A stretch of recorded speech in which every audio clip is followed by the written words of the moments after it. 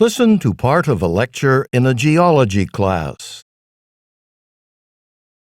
Now, we've got a few minutes before we leave for today, so I'll just touch on an interesting subject that I think makes an important point. We've been covering rocks and different types of rocks for the last several weeks, but next week we're going to do something a little bit different. And to get started, I thought I'd mention something that shows how, as a geologist, you need to know about more than just rocks and the structure of solid matter. Moving rocks. You may have heard about them. It's quite a mystery. Death Valley is this desert plain, a dry lake bed in California, surrounded by mountains. And on the desert floor are these huge rocks, some of them hundreds of pounds. And they move. They leave long trails behind them, tracks, you might say, as they move from one point to another. But nobody has been able to figure out how they're moving, because no one has ever seen it happen.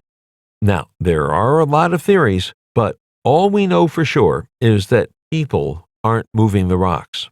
There are no footprints, no tire tracks, and no heavy machinery, like a bulldozer. Nothing was ever brought in to move these heavy rocks. So, what's going on? Theory number one, wind. Some researchers think powerful windstorms might move the rocks. Most of the rocks move in the same direction as the dominant wind pattern, from southwest to northeast. But some, and this is interesting, move straight west, while some zigzag or even move in large circles. How can that be? How about wind combined with rain? The ground of this desert is made of clay. It's a desert, so it's dry.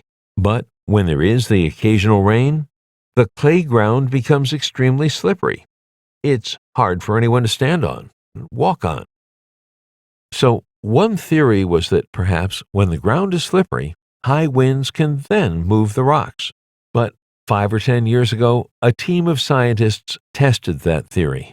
They experimented by flooding an area of the desert with water, and then trying to establish how much wind force would be necessary to move the rocks. They calculated that it would take winds of at least 500 miles an hour to move the rocks. And since winds that strong don't occur anywhere on Earth, they concluded that the wind wasn't the cause, even with slippery ground. Now, more recent research suggests that it would take winds of only 150 miles an hour, not 500. But even winds that strong don't occur in Death Valley. So the original experiment's conclusion that wind is not the culprit seems right. Here's another possibility: ice. It's possible that rain on the desert floor could turn to thin sheets of ice when temperatures drop at night. So, if rocks become embedded in ice, could a piece of ice with rocks in it be pushed around by the wind? That makes sense, but there's a problem with this theory too. Rocks trapped in ice together would have moved together when the ice moved. But that doesn't always happen. The rocks seem to take separate routes. Nevertheless, ice is probably involved. We just don't quite know how yet. And of course, there are other theories. Maybe the ground vibrates, or maybe the ground itself is shifting, tilting. Maybe the rocks are moved by a magnetic force.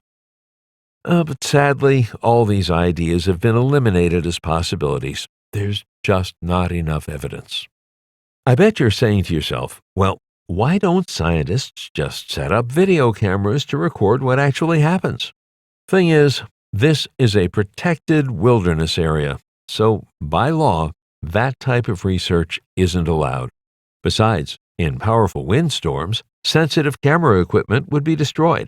So why can't researchers just live there for a while until they observe the rocks moving?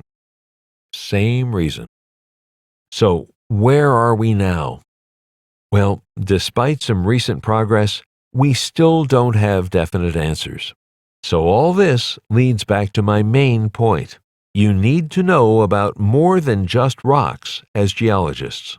The researchers studying moving rocks, well, they combined their knowledge of rocks with knowledge of wind, ice, and such. Not successfully, not yet, but, they wouldn't even have been able to get started without earth science understanding, knowledge about wind, storms, meteorology.